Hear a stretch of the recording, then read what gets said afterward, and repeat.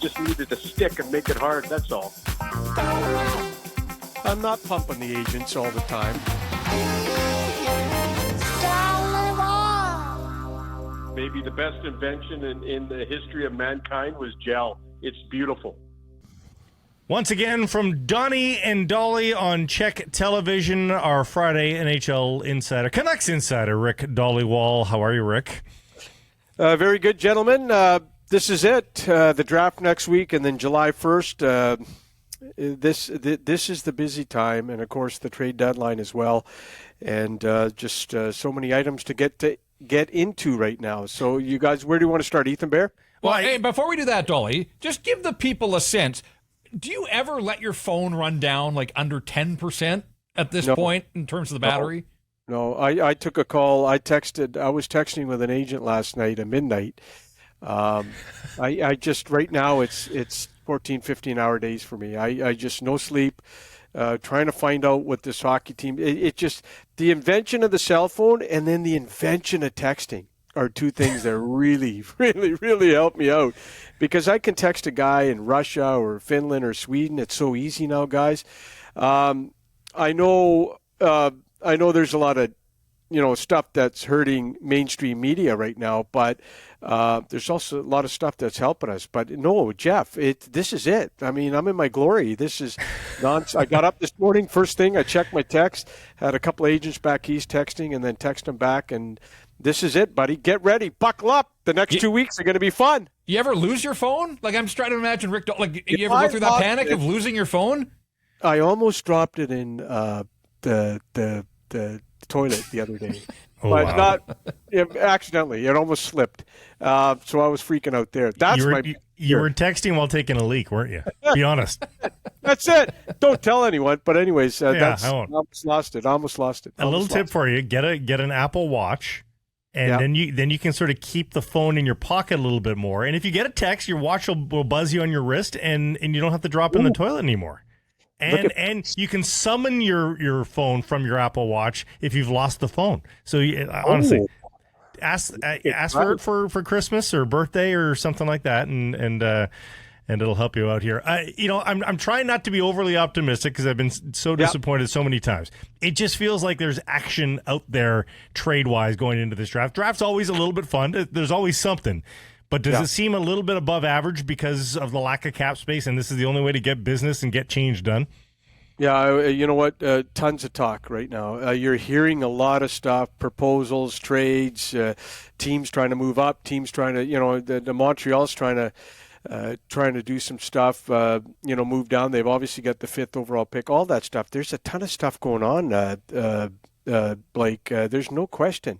But before we get to the draft in July 1st, the Canucks got some in-house stuff they got to take care of. I want to start with Ethan Bear.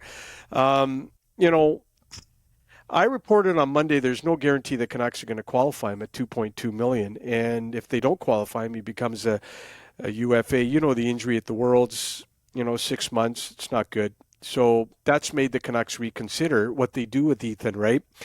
What if Bear has a setback and it becomes 7 months? And then you got to wish after the 6-7 months he's in shape and might have to go to Abbotsford. All factors the Canucks have to consider when it comes to Bear. The Canucks, the two sides can still do a 1-year deal, but the Canucks would want a lower number, nowhere near his qualifying number for that. They continue to talk to Bear's agent. I checked in last night and this morning again. Nothing new to report on the Bear front. Pretty quiet, to be honest with you. But it is really going to be interesting and fascinating for me to see what happens with Ethan Bear, because this regime spent months and months trying to get Ethan Bear, and they really liked him. And then Jim Rutherford puts him in his season ticket holder letter, and then just look at the way the world works. One injury. And now that injury has caused a lot of problems when it comes to that contract. So we'll keep an eye on Ethan Bear. Two other quick ones I want to get into. Kyle Burroughs, Noah Juulsen. They need contracts. The Canucks on Monday made Burroughs an offer, but since then I checked in this morning, pretty quiet with Burroughs. Noah Juulsen, that's the one I think the Canucks really like him. They really like him a lot. They felt that when he came in last year, did a really admirable job. So that's the one I think they're a little bit busier with than the other two. But just on all three of them, nothing is imminent or close, but I did check up on all three of those this morning. Patrick Allvin mentioned Juleson on Wednesday, which I thought was interesting when he was talking about guys that he was impressed with last year. He doesn't have a contract, and of course, we're a week out from him hitting the open market. So is your sense that there is a deal to be done there? Yeah, I do. They're talking, and a lot of these guys. I mean, what are you looking for though, Jeff? Are you looking for a term, a one-way? What are you looking for? And then you're looking for a raise. He did play with Quinn Hughes, guys. I think there was Rick Dhaliwal made a comment during a practice that Quinn Hughes really enjoys playing with Noah Juleson. So, and if Juleson hits the free agent market, and it's capital letters if, and I'm only saying if, because we have to, when we talk about UFAs, we have to say if. I could see a lot of interest in Noah Juleson on July 1st. I'll leave it at that. Hey, Dolly, you floated the name Carson Soucy earlier in the week and said that the Canucks had some interest there. What's your buddy Jerry Johansson going to be able to get him on the open market? There's going to be a lot of teams in on Carson Soucy. I'm going to tell you. Okay, so let's go to July 1st. I think the Canucks, we all know they need a third-line center and a defenseman, right? So, but I also think the Canucks got their eyes on those two positions with penalty killing in mind. They have to improve the PK. Yeah. You can't continue to be dead last or near the bottom five in PK every year. It's impossible to be there and have growth as an organization. They got last year. Curtis Lazar, July 1st, is going to improve the PK. Didn't happen.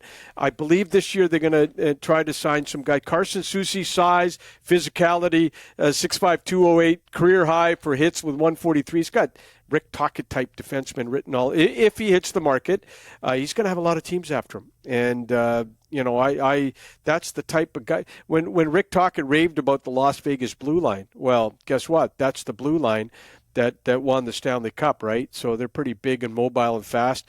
And I think Carson Soucy, if he hits the free agent market, would be a guy the Canucks would look after. Now let's go to the center position. We know they need a centerman, right? If Evan Rodrigues isn't re-signed in Colorado, that's a guy. Canucks tried to get him last summer. Alvin and Rutherford know him from their days in Pittsburgh. Right shot, kills penalties. 16 goals last year, 19 the year before. They've shown interest in him in the past. And then now this one. And it's the hot button topic in Vancouver. Milan Lucic. The Flames have given his agent permission to talk to teams. I believe the Canucks have discussed Lucic. It's their job. It is the job of every franchise to discuss every UFA. He's a local kid. We know what he brings.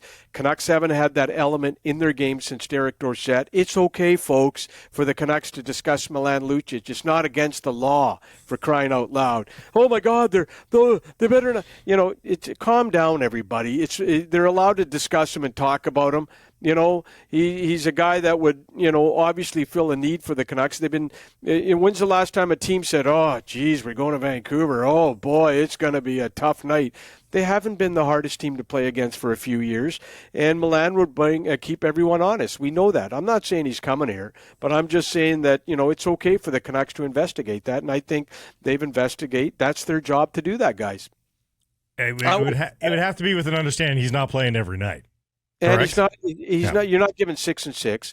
You're not. It's going to be a cheap deal. He's got to want to play in Vancouver. He just played 6 years in Alberta, and in an interview this year, he talked about how taxing it was to play in Calgary and Edmonton with a big contract. He heard the noise on social media. He heard the noise in the media. It was taxing, right? And Canadian markets are not for everybody. So he's got to want to play in Vancouver in his hometown. The big question for me when it comes to the Canucks is an everyday player.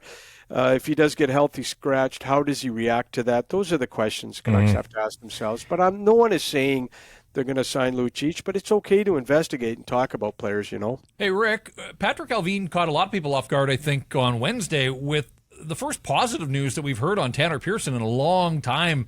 Did that mesh with anything that you've heard in back channels on Pearson and his recovery?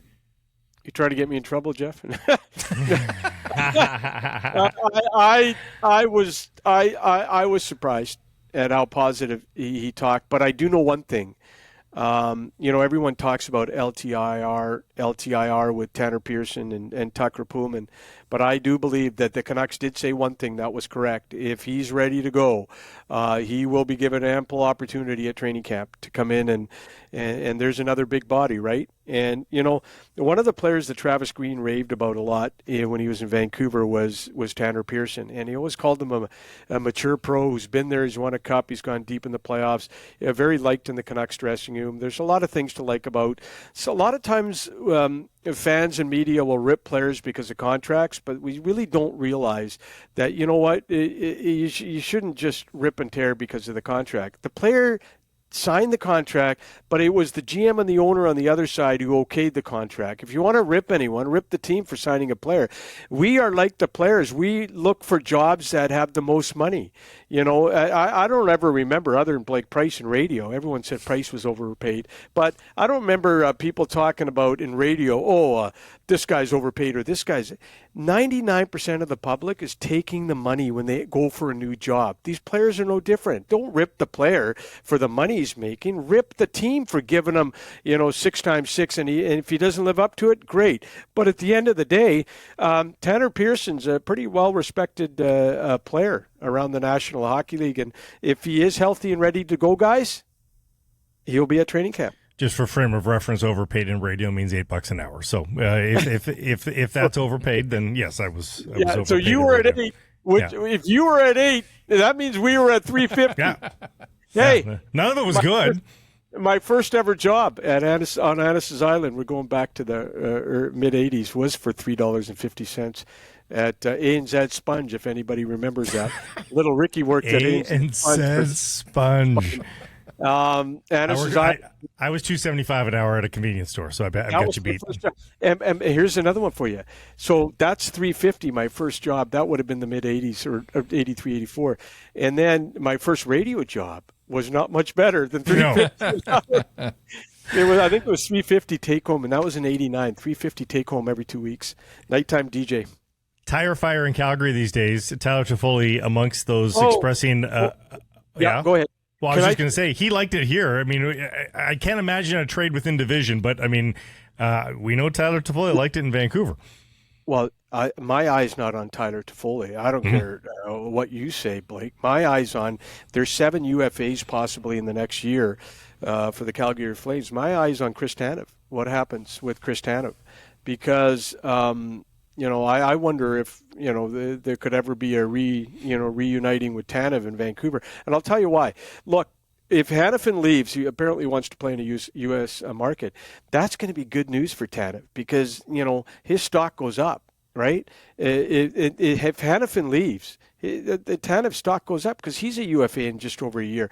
I haven't really looked into if the Canucks would be interested in Toffoli or not, but. You know what? Again, more wingers, Blake. Well, that would be either a winger for a winger trade, maybe a winger. I thought you meant the UFA market. Yeah, no, I haven't looked into Toffoli, but all he ever does is score. He's not the fastest guy in the world, but he's got great hockey sense. He led the Flames in goals last year. He plays for all. He's a great teammate. Really was well liked in Vancouver. Remember after the bubble, all these guys left, Markstrom, Tanev, Toffoli, Stetcher. He was one of the guys that wanted to stay. He had clearly told his agent at the time, I want to stay in Vancouver, but the cap situation was, it's amazing to me, guys, 5 years after the bubble cap situation, we're in the same mess still in Vancouver. Will there ever come a time in the city where they're not in cap hell? Well, I mean, they're not in hell right now, but they're in purgatory because they know that there's still more cap hits coming. No, Blake, the only reason they got cap space is because they bought OEL out. Yeah, it's not my money.